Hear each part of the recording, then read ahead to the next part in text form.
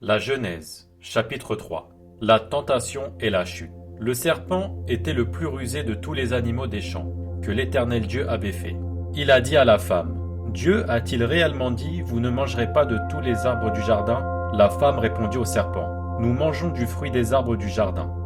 Mais quant au fruit de l'arbre qui est au milieu du jardin, Dieu a dit, « Vous n'en mangerez point et vous n'y toucherez point, de peur que vous ne mouriez. » Alors le serpent dit à la femme, « Vous ne mourrez point, mais Dieu sait le jour où vous en mangerez, vos yeux s'ouvriront et que vous serez comme Dieu, connaissant le bien et le mal. » La femme vit que l'arbre était bon à manger et agréable à la vue, et qu'il était précieux pour ouvrir l'intelligence.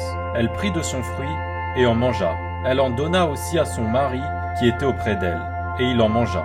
Les yeux de l'un et de l'autre s'ouvrirent. Ils connurent qu'ils étaient nus, et ayant cousu des feuilles de figuier, ils s'en firent des ceintures. Alors ils entendirent la voix de l'Éternel Dieu qui parcourait le jardin vers le soir. Et l'homme et sa femme se cachèrent loin de la face de l'Éternel Dieu, au milieu des arbres du jardin.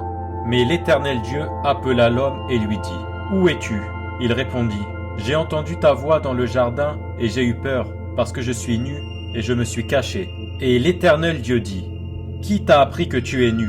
Est-ce que tu as mangé de l'arbre dont je t'avais défendu de manger ?»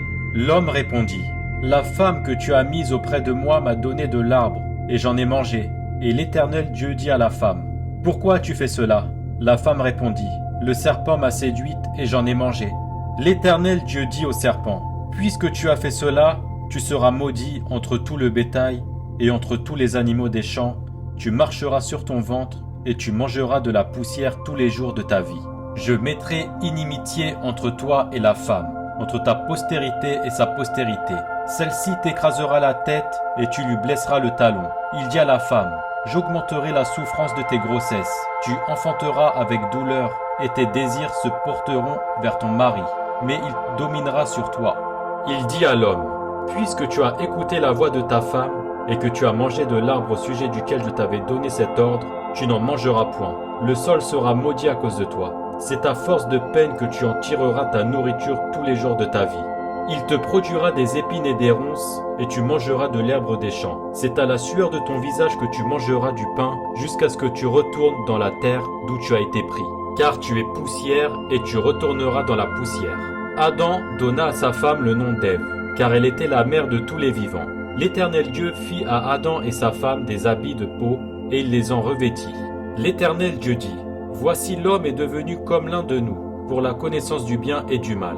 Empêchons-nous-le maintenant d'avancer sa main, de prendre de l'arbre de vie, d'en manger, et de vivre éternellement. » Et l'Éternel Dieu le chassa du jardin d'Éden, pour qu'il cultive la terre d'où il avait été pris. C'est ainsi qu'il chassa Adam, et il mit à l'orient du jardin d'Éden les chérubins, qui agitent une épée flamboyante pour garder le chemin de l'arbre de vie.